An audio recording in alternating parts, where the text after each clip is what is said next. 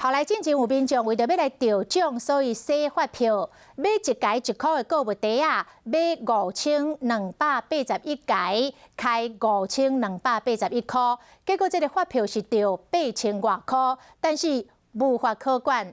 所以财政部讲，针对这个小额的统一发票要来考虑，袂当来对奖。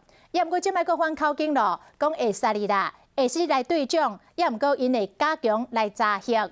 另外，即摆为国外入来台湾的钱水是长滚哦。今仔日个台北股市起103点，以13989点来收盘。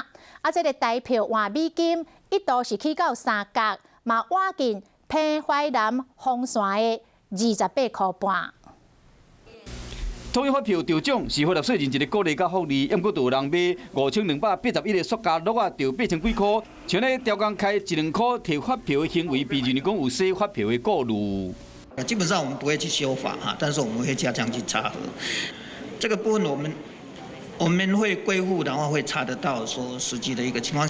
针对统一发票，财政部本来讲无法可管，后来佫讲要研究一定金额以下发票若调奖无算。也毋过好像就有感受到民意，又佫修正广泛，讲要伫个无守法的前提下加强查刑，减少操作空间，希望讲消费者自重。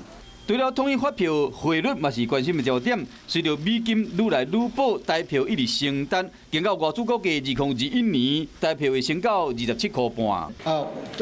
我觉得对于这些的评论对这些的预估啊，参考就好了。央行的职责呢，最重要的就是说维持汇率的稳定。